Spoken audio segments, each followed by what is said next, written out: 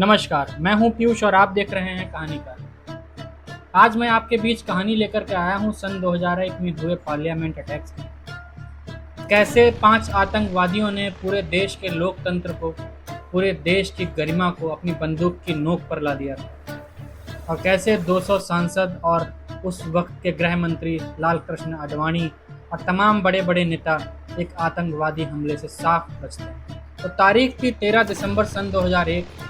वक्त था करीब 11:30 बजे की सुबह का।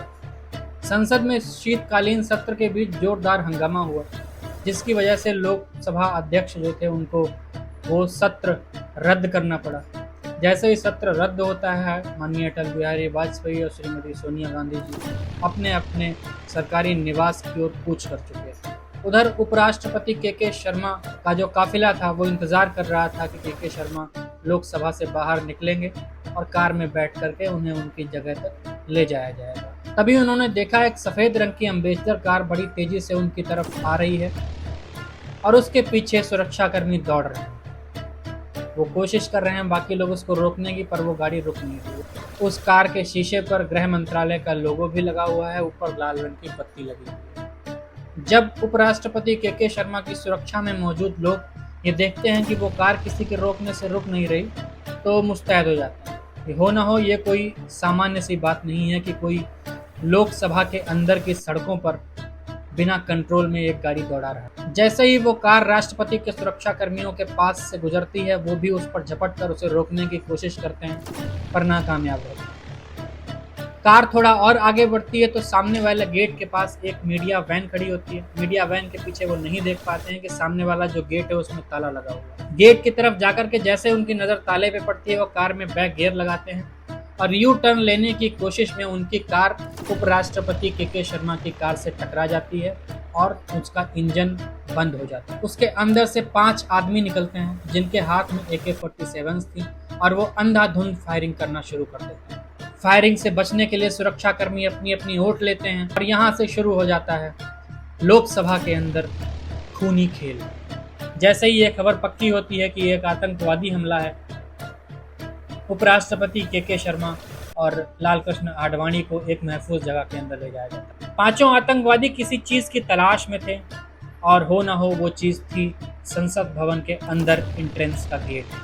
उनमें से एक आतंकवादी गेट नंबर 1 की तरफ भागता है। इनके सबके पीठ पर ट्रैकिंग बैग्स टंगे हुए थे, जिनका काफी वजन होता है, जो काफी लंबे चौड़े से होते हैं। उसके अंदर इनके तमाम विस्फोटक सामग्री थी, जिससे कि कहते हैं अगर वो विस्फोटक सामग्री पूरी की पूरी उस दिन यूज हो जाती तो पूरा का पूरा संसद भवन तहस नहस हो जाता।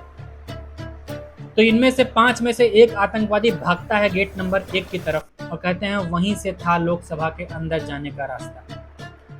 पर जैसे ही ये खबर पक्की हुई थी कि ये आतंकवादी हमला है, संसद भवन के अंदर जाने के सारे दरवाजों को सील्ड कर दिया गया था। PSC ने अपना अपना मोर्चा संभाल लिया था। NSG को कॉल कर दी गई थी। तमाम आसपास के जो स्पेशल सेल्स थी पुलिस की, उनको भी कॉल कर दी गई थी। सभी अपने मोर्चे पर मौजूद थे। आतंकवादी गेट नंबर 1 की तरफ बढ़ता है और सुरक्षा कर्मियों की तरफ से चलती है एक गोली, जो कि उसकी छाती में लगती है और वो जमीन पर गिर पड़ता है।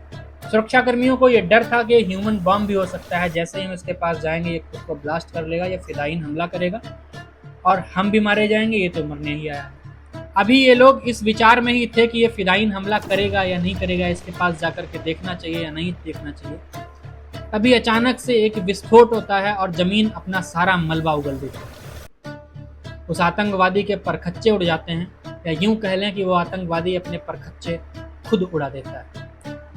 ये तय था कि अगर कोई उसके पास जाता तो वो जान से हाथ धो गया। अभी एक आदमी मर चुका था, बचे थे 4 लोग। इन चारों लोगों को गेट नंबर 9 की तरफ पुलिस बल और NSG ने मिल करके यूटिलाइज किया। चारों आतंकवादी मारे गए। 5 आतंकवादी मारे जा चुके थे, पर पुलिस बल अभी भी उनके पास जाने की कोशिश नहीं कर रहे थे, क्योंकि फिर वही बात हो सकती थी कि जैसे ही वो उनके पास जाते, अगर उनमें से किसी को भी चंद भी सांसें बाकी होती तो वो ह्यूमन बॉम्ब का काम कर सकता है। जब पूरी तरीके से ये तस्दीक कर ली जाती है कि ये चारों आतंकवादी मर चुके हैं, फिर उनके पास जाया जाता है और उनकी तलाशी ली जाती है। तलाशी के दौरान उनकी जेब से फोन बरामद होते हैं।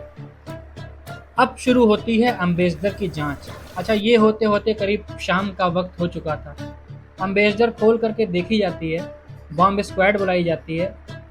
जैसे ही वो डिग्गी खोलते हैं तो देखते हैं एक बहुत ही ताकतवर बॉम्ब फिट था, जिसका अगर इस्तेमाल हो जाता तो संसद भवन के साथ साथ वो एरिया तबाह हो जाता। कहते हैं कि एंड टाइम पे जब उस बॉम्ब को एक्टिवेट करने वाले थे तो कोई वायर टूट गई थी। जो वायर उनसे कनेक्ट नहीं हो रही थी वो उसको सही नहीं कर पा रहे थे। इसलिए उन्होंने फैसला किया था कि अब वो संसद भवन के अंदर जाएंगे और वहां से इस ऑपरेशन को अंजाम देंगे। पर इत्तेफाक से वो उसका दरवाज़ा नहीं ढूंढ पाते हैं, या ये उनकी पूरी तैयारी नहीं होती है और आतंकवादियों के मंसूबे फेल हो जाते हैं। अब इधर उस बॉम्ब को पूरी तरीके से डिफ्यूज करने के बाद उन मोबाइल्स की जांच शुरू होती है। अब जब इन मोबाइल फोन्स की पूरी तरीके से जांच होती है तो पता लगता है कि अटैक से ठीक पहले दो नंबरों पर बात की गई है। जो एक नंबर अफजल गुरु के नाम पर रजिस्टर्ड है और दूसरा नंबर रजिस्टर्ड है प्रोफेसर गिलानी के नाम पर, जो कि JNU में एक प्रोफेसर है।